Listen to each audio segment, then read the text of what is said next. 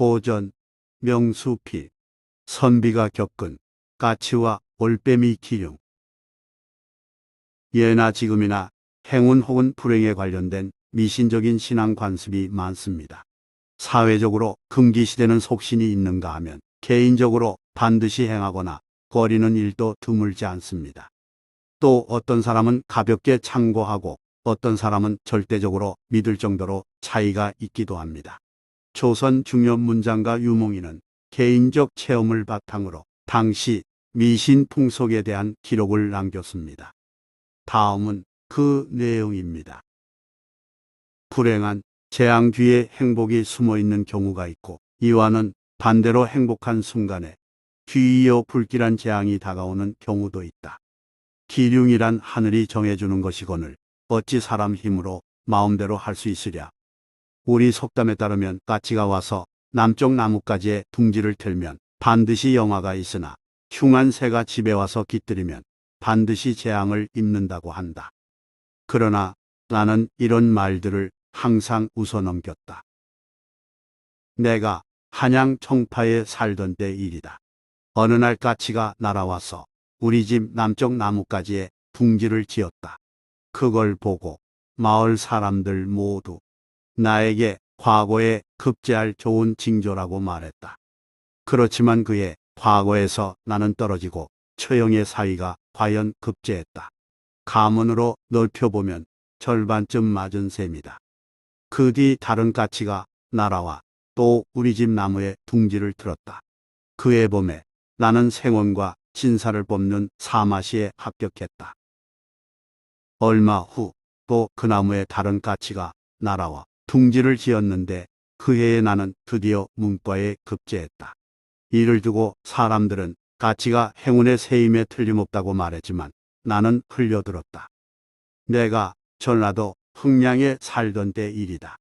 까치 한 마리가 날아와 우리 집 남쪽 언덕 높다란 나무에 둥지를 틀었다. 그러자 일가 사람들이 모두 우리 집에 반드시 영화가 있으리라면서 나를 축하해 줬다. 그 해에 과연 나는 가선에 승진했고 호송은에 관계됐다. 내가 다시 한양 명례방에 있을 때 우리 집 남쪽에 있는 보드나무에 까치가 또 와서 둥지를 지었다. 그 해에 나와 한 집에 있던 일가 사람이 무과에 합격했다.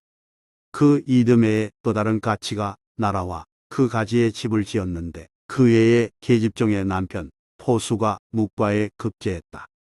그러나 이 두 해 동안에 정작 나는 벼슬에서 멀어져 힘들고 어려운 생활을 했고 게다가 우환까지 있었다. 그런가 하면 우리 속담에 올빼미가 집에 나타나면 반드시 화재가 생긴다고 한다. 내가 잠시 명례방 집에 있을 때 이웃집을 별방으로 쓰고 있었다.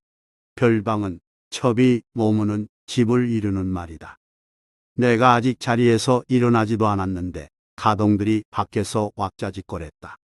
가동은 집안에서 심부름하는 어린 종을 가리키는 말이다. 밖이 시끄러워 무슨 일인가 물었더니 괴상한 물체가 나타났다는 말이 돌아왔다. 깜짝 놀라 급히 일어나서 나가보았더니 어디선가 올빼미가 날아와서 대들보 위에 움츠리고 앉아 있었다. 내가 지팡이로 툭 건드렸더니 그 올빼미가 힘없이 땅에 떨어졌다.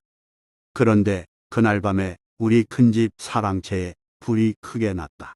소식을 들은 임금께서 전교를 내려 금화사의 부주의를 꾸짖기까지 했다. 금화사는 궁성과 관아, 각 방의 화재 예방 및 진압을 맡은 관아를 이르는 말이다. 지난해 사랑하는 아내가 죽었기에 경기도 가평에 산지를 구해서 장사 지냈다. 제사를 지내는 중에 벼랑간 올빼미 한 마리가 날아와서 계집종 가슴에 내려앉았다. 그 모습을 지켜본 상주는 요망스러운 일로 여겨서 그 종을 가까이 오지 못하게 했다. 그날 밤 그 종은 산기슭에 불똥을 떨어뜨렸고 그로 인해 상가들이 온통 모두 타버렸다. 불은 무덤 가까이에 지은 묘막과 장례에 참여한 회장꾼들이 있는 곳까지 왔다. 또 어느 날은 올빼미가 대낮에 민가에 날아와 사람에게 덤볐다.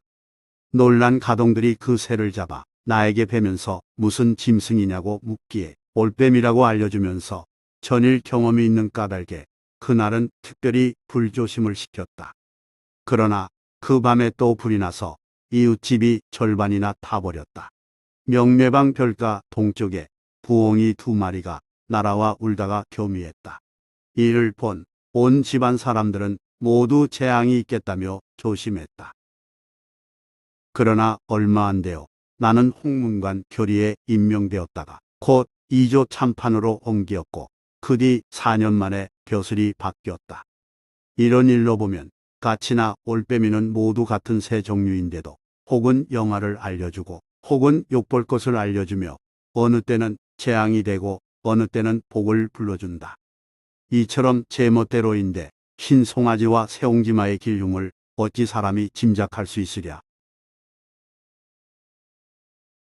좋아요 및 구독은 영상 제작에 큰 힘이 됩니다. 고맙습니다.